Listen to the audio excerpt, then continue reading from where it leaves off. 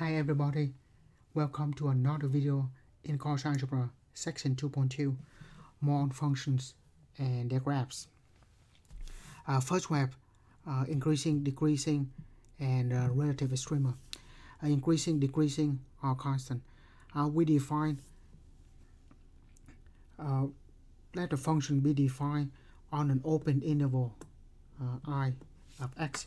The key here is it is defined on an open interval. F of x is increasing on that interval. If f of x1 less than f of x2 for x1 less than x2, so something like this, obviously is increasing.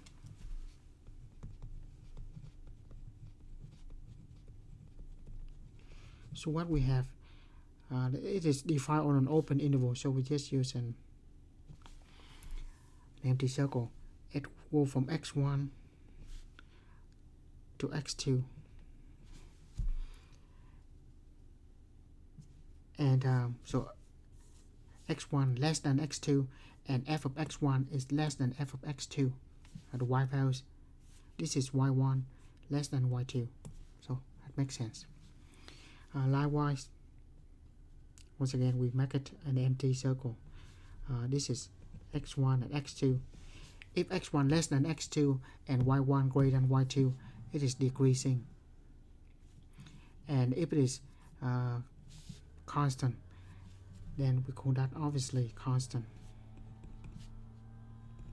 in the open interval that we defined earlier.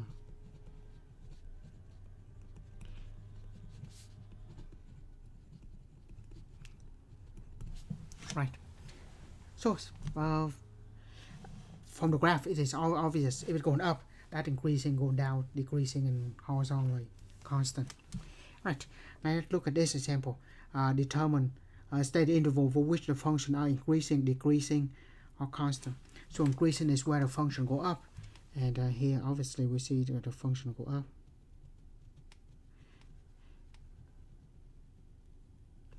And the answer is we're going to give an open interval of x. So the answer, of course, is not going to be there, but we say the x value corresponding to that. It's going to be from negative infinity to negative 2. And you say, why do we use the parentheses even though there's a solid point here, right? There's no empty circle here. Well, the reason we use the parentheses here because the way we define it is always on an open interval. So that's why it's going to be to negative 2. So we say increasing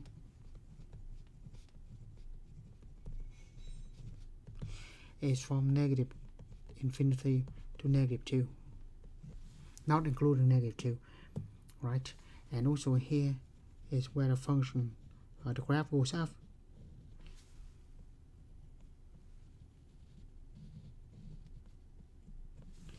And it goes from 2 to infinity.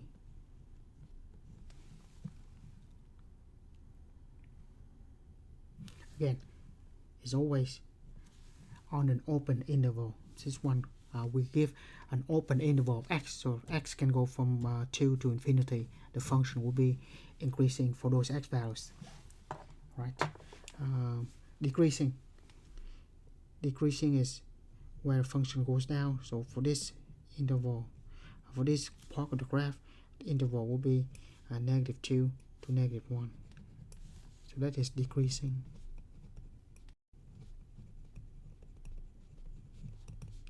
From negative 2 to negative 1. And constant is where the graph goes horizontally. And this we see corresponding for the x value from negative 1 to 2.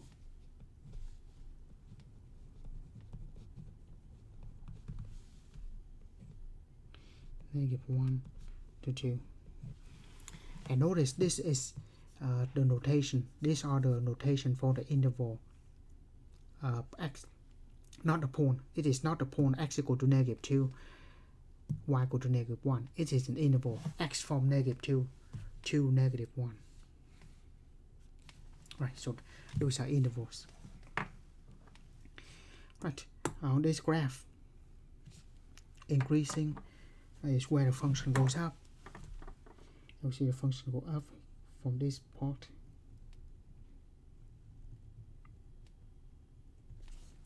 In terms of x values, let's go from 2 all the way to infinity. So increasing from 2 to infinity, and decreasing is where function goes down. So it goes from -1 to 2, decreasing for the x values from -1 to 2.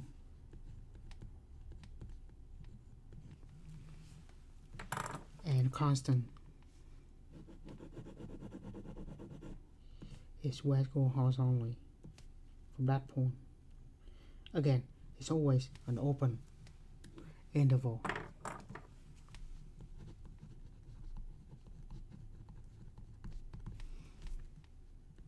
-infinity to -1. Well, simple enough. Next, we define relative extrema. Relative extrema could be in the singular form would be relative extremum, could include the maximum or minimum. So we say function values is the relative maximum if there's an open interval. Okay, so that's also important. Open interval containing a, such that f of a is bigger than everything else when x is not equal to a in that interval. All the books, they use, instead of relative, they use the local maximum or local minimum instead of relative, which means the same thing. Right, again, it just there's an open interval containing the point, such that it is less than everything else. So notice that the way we define here is the local maximum, local minimum is for the y values. However, some other book, they just use local maximum, local minimum, or relative maximum, relative minimum as a point. So we'll see. So let's take a look at the example over here. Find all the relative maximum and minimum for the following graph. So this is what we have. So here we see this is a point that is higher than the points around it. By the point around it, I mean an open interval. So the way we define it is on an open interval. It didn't say anything about how big or small the interval is, but the idea here is we can choose a very small interval around those points, and the point around those points, that is the highest point. So that point compared to the points around it, it is the highest point. So this is the local max or relative max.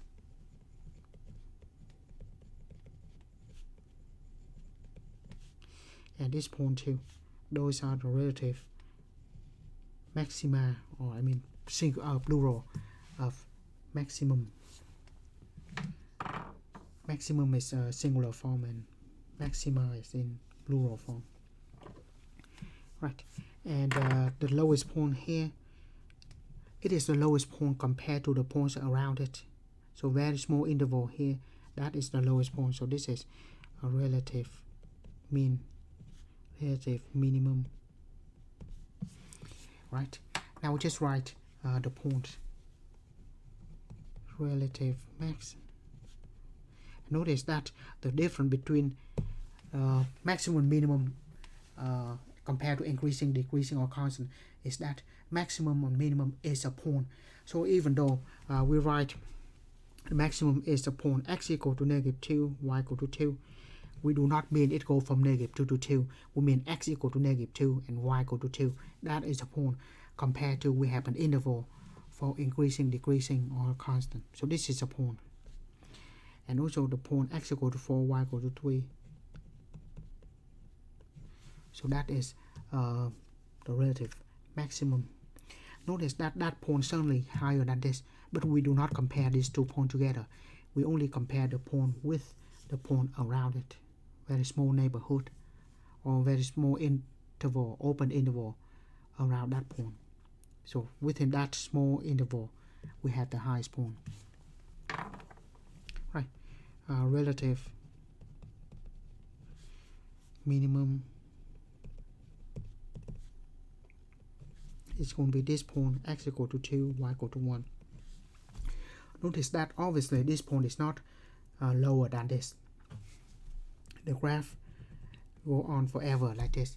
So the absolute minimum, if we compare the whole interval, the whole domain, is going to be negative infinity or none, or there's no relative minimum. But in minimum, we only compare the point here with the points around it, and compare to the points in an open neighborhood around it. This is the lowest point. So that's the relative mean. And this is the point, once again, it's not an interval. Right. That's easy. Next we have relative maximums here.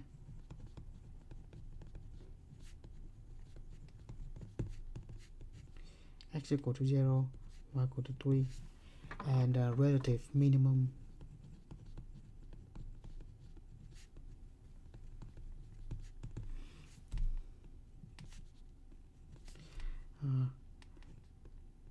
x equal to negative 2, y equal to negative 1, and x equal to 2, y equal to negative 3. Yeah. So just give the point for the relative max and relative mean. So that's simple enough. Next part of the section, we have an even and odd function. Even function, our function by definition is when we have f of negative x equal f of x. That is even. And if it's odd, if f of negative x equal to negative f of x. So that is the definition for all x in the domain of the function. Right. So that's the definition. In terms of graphs, the graph of an even function is symmetric with respect to the y-axis. The graph of an odd function is symmetric with respect to the origin.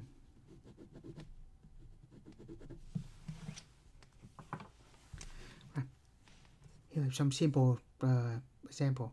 Even function is where x to an even power, absolute value of x are constant. Odd function may be x to an odd power or an odd root of x. Right. Next we have some example here. Determine whether the following function are odd, even, or neither.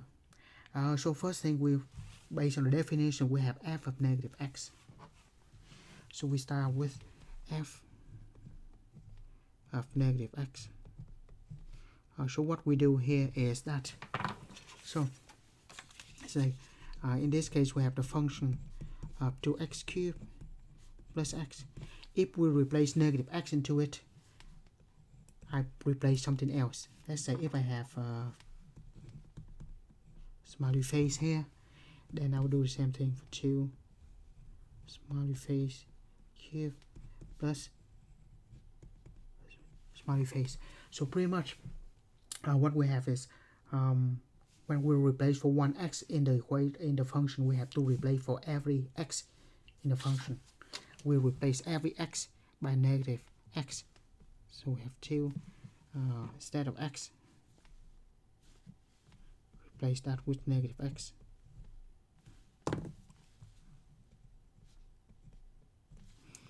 And then instead of x, we replace by negative x. Now, 2 negative x cubed, there's 3 negative signs, so this will end up being negative. And that's just minus x. Now, compare this to the original function. This is the original function. They are not the same, right? This one has negative, so it's not the same. Because of that, it's going to be not even. Right. Now, if it is not an even, what we do is we'll manufacture the negative sign here. So I will factor out the minus. both of them have minus, so factor it out, and we will have negative 2x cubed. If we factor out the negative, we have 2x cubed plus x. Now, without the negative, this will look exactly like the original function, but it has the negative. So here we say it is equal to negative f of x. Because of that, this is going to be an odd function. So f of x equal to 2x cubed plus x is an odd function. Simple enough. Now, try same thing. We always start with f of negative x. So we'll replace every x by negative x.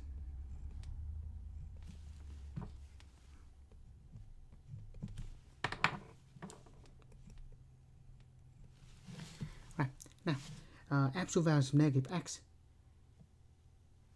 and absolute value of x will be the same, because whether we have x or negative x, the distance from that point to 0 will be the same, right?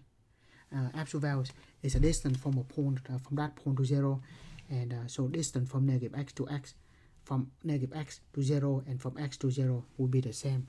So this will be just equal to absolute value of x minus 2, and this is exactly as the original function, so the function is even. So I would say so f of x equal to absolute value of x minus 2 is even. Right? So simple enough.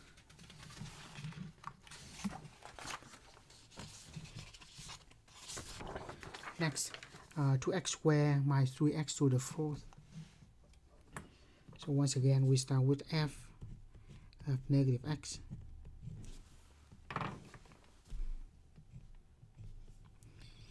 So we replace all the x by negative x.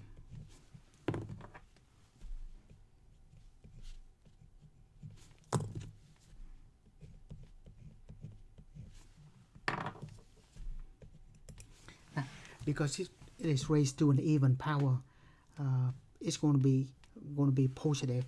So this will be equal to 2x to the 2nd minus 3x to the 4th.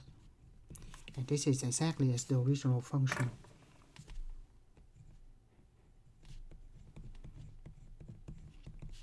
So this is even.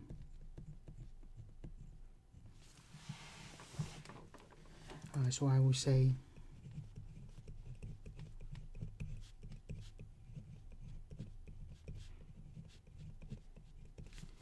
it's even.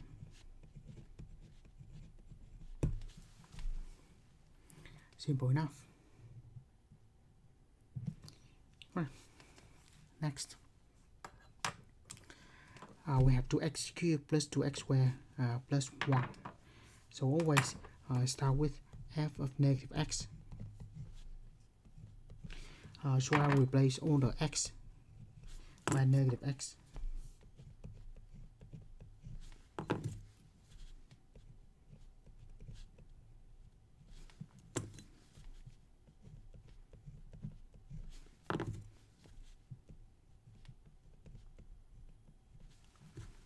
Right.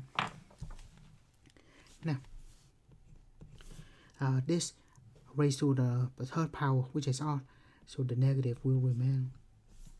If we have an even number of negative sign, it's going to be positive. If we have an odd number of negative sign, it's going to end up being negative. So like this, it's going to be negative. And like this is an even number, it's going to be positive. Now, compare that with the original function.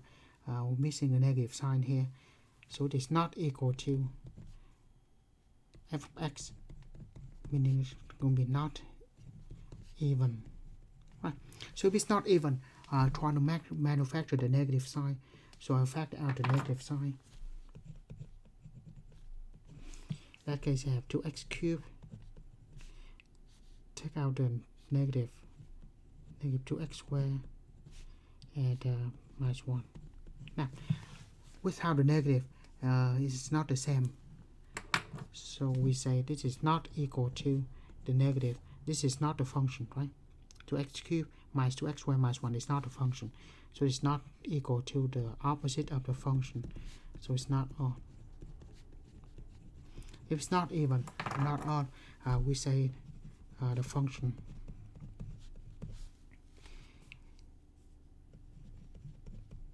is neither odd nor even. Right. Just want to do one more example, something more complicated.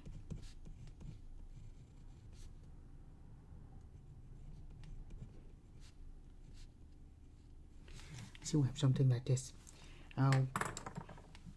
What we start with? F of negative x. So I'll replace negative x into x.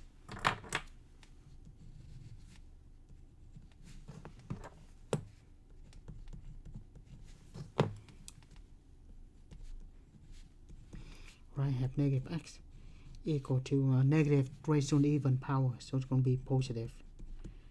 And compare this and the original function.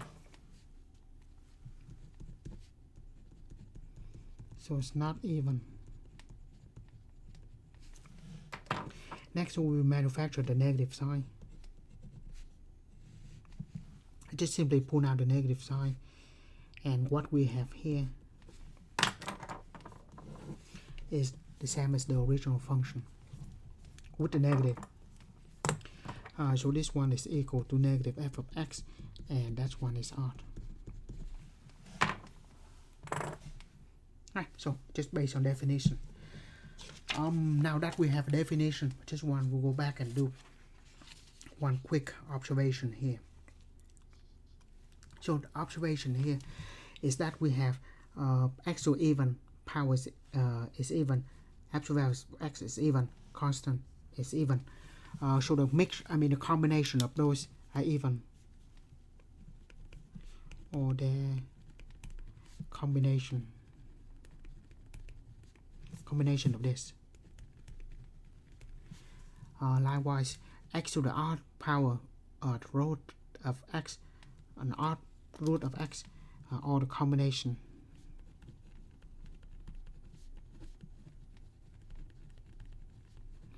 My combination is only plus or minus between them. Right, now look at this. We have the third power, which is an odd power, which is odd. So that term is odd. This one by default to the first power is also odd. So odd and odd together. So that one is odd. Next, absolute value of x. Absolute value of x is constant. Absolute value of x is even. A constant 2 is also even. So even and even is going to be even, because the combination of even and even is even. Right? By combination, I mean add or subtract. Next, we have an even power here, so that term is even. An even power here, so that term is even. An even and an even combined together with a minus, so even and even. So it's going to be even. Next, we have the third power, so this term is odd, but this is even. So this for sure is going to be neither, because a mixture of an odd and an even term. By mixture, I mean add or subtract them. We're going to have a function that is neither. Of course, we're not talking about multiply or divide like this. Right. So it is nice to know these are the even function, and the combination, I mean adding or subtracting this even function will be even. Same thing, x to the odd power, odd root of x are odd. And combination, meaning add or subtract those odd functions, it can be odd. And finally, if we have a mixture of one odd function and one even function,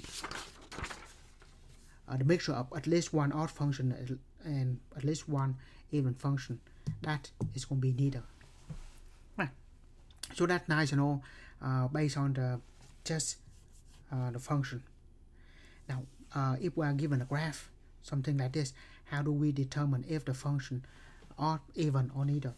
Well, we do have a properties that says an even function is symmetric on the y-axis, and an odd function is symmetric with respect to the origin. So let's look at the first one. If we have an x values, let's say we have a point here corresponding to x values here. If we have f of negative x, the negative x should be here, right? And is there a point across here? The answer is no. So there's no y-axis symmetry. So this is not even. Also, if we go across the origin, is there a point there? The answer is yes.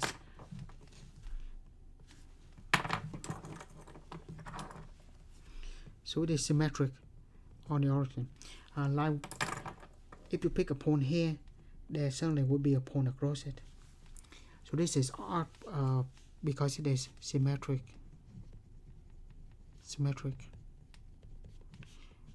On the origin, meaning it's going to be odd. So the next one, if we pick a point on the graph, there's no point on the other side. If we pick a point here, go across the origin, there's none either. So there's no symmetry here, no symmetry on the origin, no symmetry on the y-axis. So this one is neither.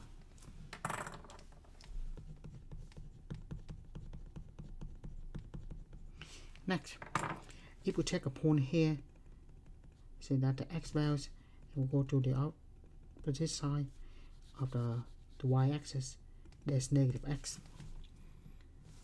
And so f of negative x equal to f of x. Or we say there's a symmetric on the y-axis.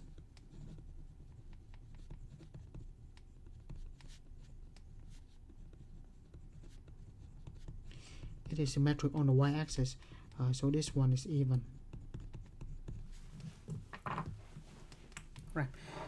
Next one. This one has no symmetry on the x-axis. I'm sorry, no symmetry on the y-axis or the origin. So this one is neither. You see, there's no point across here, and if you take a point, there's no point across the origin either. So no symmetry. So it's going to be neither. And you say, what happens if the graph is symmetric on the x-axis? Well, let's see. Maybe something like this. It is symmetric on the x-axis, right? A point there, there's a point across here.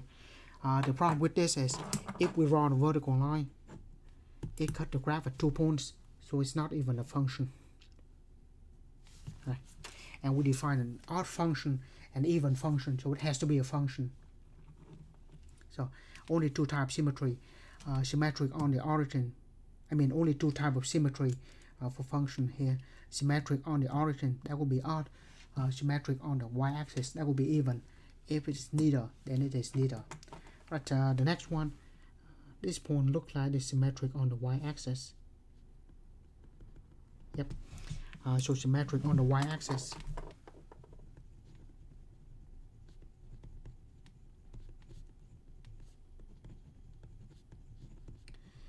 So this is going to be even.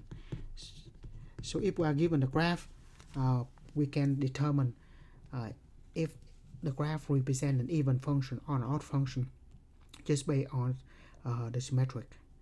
So based on symmetry, symmetric on the origin is odd, symmetric on the y-axis is even.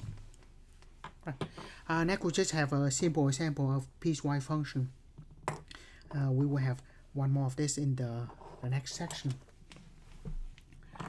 Right. As we have a piecewise function. A piecewise function is that it equal to something for some certain condition for x and equal something else for other condition for x. Here we have x plus 2 when it is less than or equal to 1 and is equal to 5 minus x when x greater than 1. So f of 0 when we put 0 in here, 0 less than or equal to 1. Yes, so this satisfies the first part of the equation. So we're going to substitute into that x. So we have 2.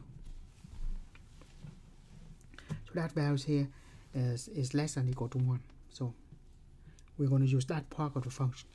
Likewise, f of 2. F of 2, if we put 2 here, 2 is going to be greater than 1. So 5 minus 2. We're going to put 2 in there for x, 2 greater than 1. So we're going to put 2 in for x, and we have 3. So, I said, we just based on the condition for x and use the corresponding part of the function. There's one more example in the next section. Right, what we go into next is the difference quotient. Difference quotient is this expression h not equal to 0, so we not divide by 0. Right? This is called the difference quotient of the function f. Right, next, find the difference quotient of this function. So we start with the formula f of x plus h minus f of x all divided by h. Right? Now, you remember the example when we said whenever we substitute in for x, we substitute for every x in the formula.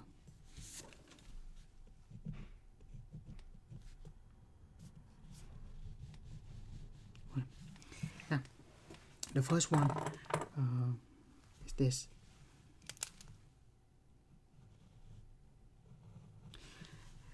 We replace x plus h into x. If we do that, we replace x plus h to every x in the formula. So we just replace this x by the x plus h. The square is still there. And replace x plus h into x.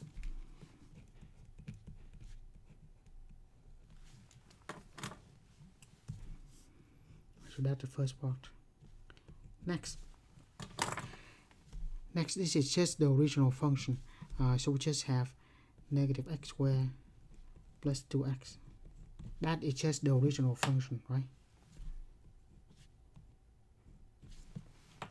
So replace x plus h into x, every x of the formula, right? This over h. Right. Next, I will multiply it out.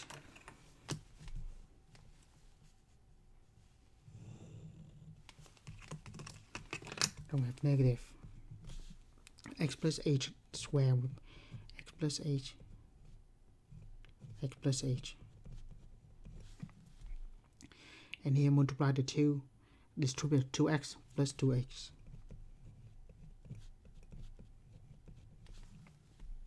Negative, negative. Plus x squared. Negative, positive. It will be negative 2x.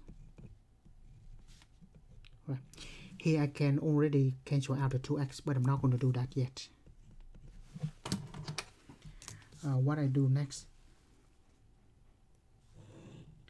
is multiply this out. Right? Negative x. I mean, x times x is x squared, but there's a negative. X times h is h and x, but it's negative. H times x is hx, once again negative. And h times h, h squared, negative. Right? Then plus 2x plus 2h minus x squared minus 2x. I said not cancel yet. Let's simplify one more step by combine like terms. Don't forget that we divide by h.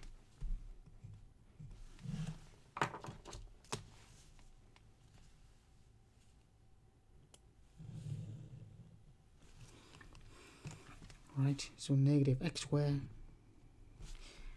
minus 2hx minus h squared plus 2x plus 2h minus x squared minus 2x over h. Right. What we see here is sorry, that's a plus, right?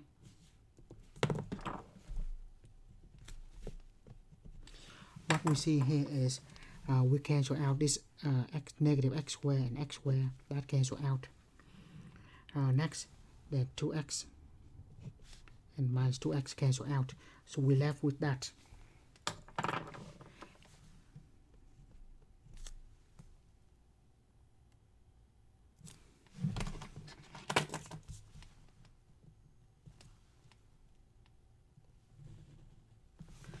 So we have negative 2hx minus h squared plus 2h over h. And then since all of the top have h, we will factor out an h. And we have negative 2x minus h plus 2. Yeah, just factor out 1h. Pull out 1h of every term on the top. The reason we do that, so we can cancel out the h at the bottom. So after all of that, the different quotient equal to negative 2x, negative h, negative 2x minus h plus 2. Right. Note that for this type of problem, there are two steps that we will see for most of the problem. That we cancel everything that has no h on the top, and then we factor out the h, cancel with the h at the bottom. So I write the two steps here. The first step that we'll see is that on the top, cancel everything without an x. Cancel term on the numerator, but I pronounce space, so I just say there will be a step where we cancel terms without an h.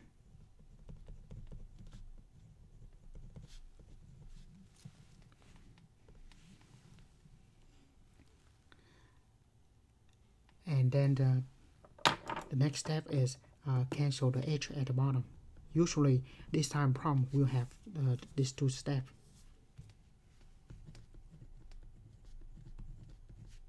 Cancel h as denominator. Usually we see these two steps. Right, let's do a few more samples.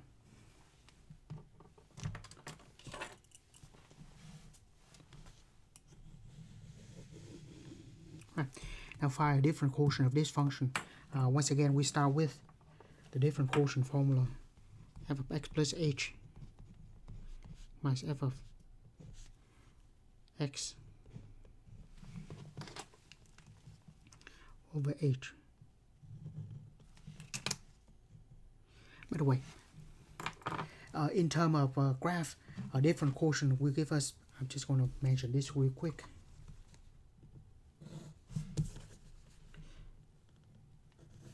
Let's see, we have a function that goes like this.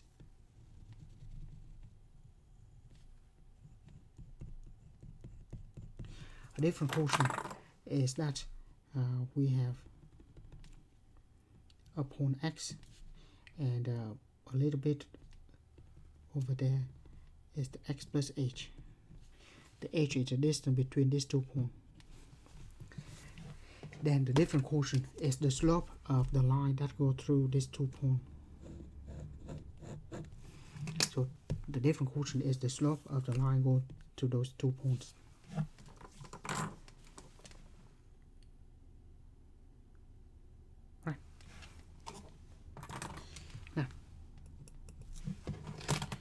For this one,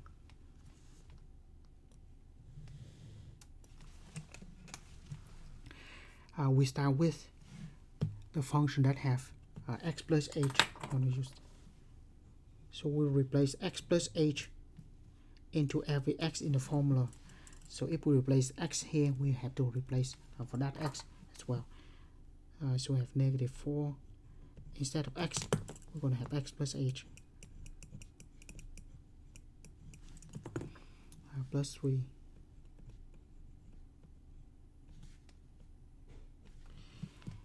And then subtract f of x here, that is just the original function.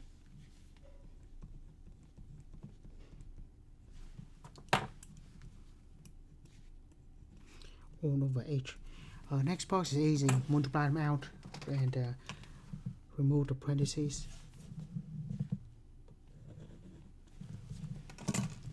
So negative 4x, negative 4h, plus 3, negative and negative, that plus 4x, negative 3. Now, this step, as you see, we cancel. Just forgot the h at the bottom. Notice that there's negative 4x here. For x that cancel. The 3, my 3 cancel out. So pretty much we cancel everything. Cancel terms without h.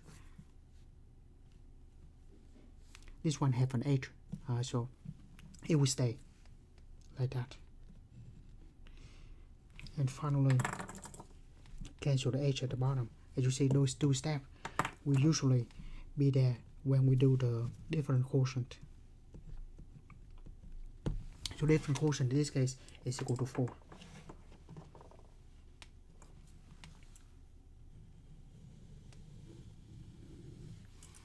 Right. Next, find different quotient for this function. Once again, we start with the formula.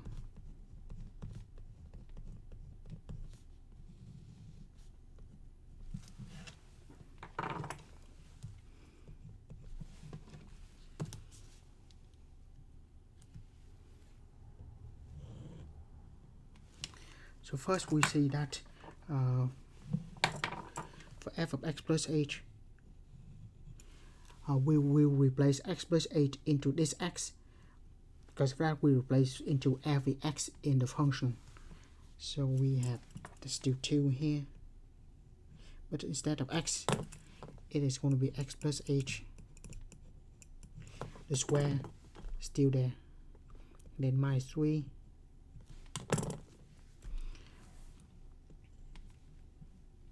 X plus h replaced to x.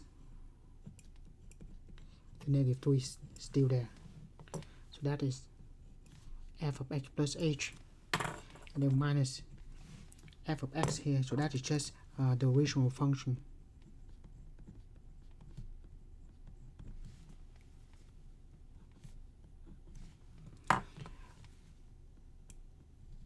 All over h.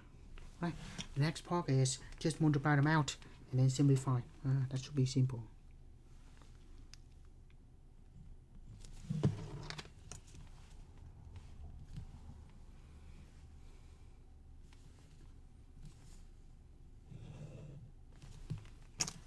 Right. H 2 x plus h times x plus h, because that is a square. Here we can just multiply now already. Negative 3x, negative 3h. And then we have negative 2x squared.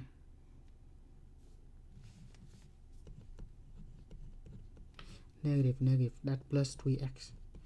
Notice that 3x and 3x here we can cancel already, but we can always do that later. I'll choose to do that later.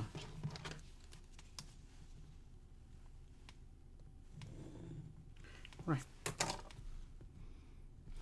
Next, x times x is x squared times 2 x squared. X times h, hx, but there's a 2. And there another hx.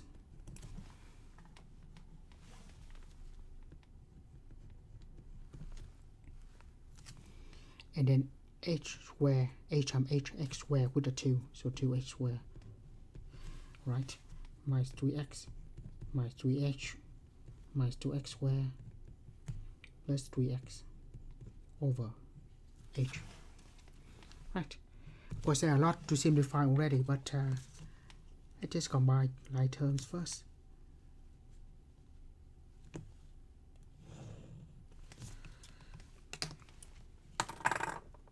Right, combine like terms, those two terms, so we have 2x squared plus 4hx plus 2h squared minus 3x minus 3h minus 2x squared plus 3x over h. As you see, this one has no h, cancel that. This one has no h, cancel. Everything else have an h in it. So that step is there. Right, so I have 4hx 2h squared minus 3h over h. Do not cancel the h here. We have to factor out an h first before we can cancel.